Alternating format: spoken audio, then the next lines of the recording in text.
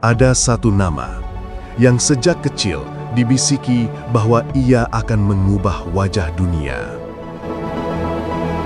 Ia memang terlahir sebagai bangsawan, putra seorang sultan, pewaris tahta imperium besar. Namun, ia bukan bangsawan yang hidup tenggelam dalam kemewahan. Ia ditempa, bukan dimanja. Dibentuk dalam disiplin, bukan kenyamanan. Dibimbing untuk memikul amanah yang jauh lebih berat daripada sekadar memerintah. Ia adalah seorang pemuda. Pemuda yang bahkan belum berusia 22 tahun. Muhammad Al-Fatih. Ia tumbuh dengan satu keyakinan yang menyalakan hatinya setiap pagi. Bukankah Konstantinopel akan ditaklukkan oleh seorang pemimpin terbaik dan pasukan terbaik? Ia berkata pada dirinya, "Jika tidak ada, maka akulah yang harus menjadi itu."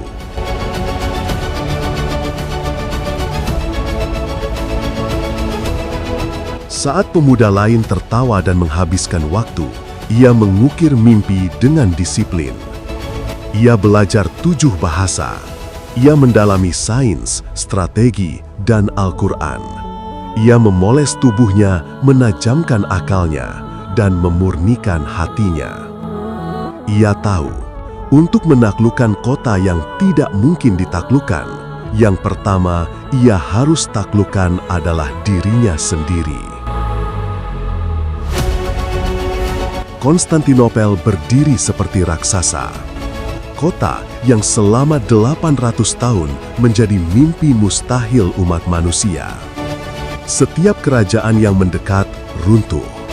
Setiap pasukan yang mencoba hilang tanpa jejak. Tapi pemuda ini tidak melihat raksasa, ia melihat peluang. Ia membangun meriam terbesar di zamannya. Ia memadukan strategi udara, darat, dan laut. Ia menyatukan pasukan dengan visi, bukan ketakutan. Dan ketika laut menghalanginya, ia melakukan sesuatu yang bahkan musuhnya tidak bisa bayangkan. Ia menarik kapal-kapalnya melewati daratan. Malam itu, dunia terdiam. Musuh ketakutan, sekutu terperanjat, sejarah tercengang. Pemuda 21 tahun baru saja menulis ulang definisi mustahil.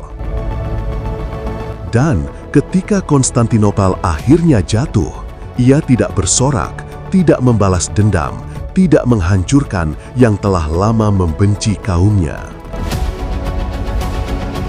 Ia bersujud. Ia memasuki kota sebagai penakluk, namun bertindak sebagai penjaga.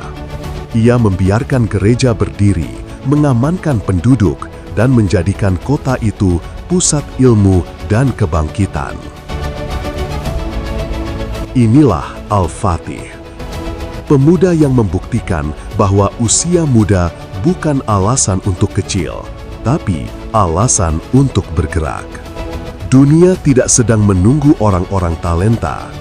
Dunia sedang menunggu orang-orang yang berani.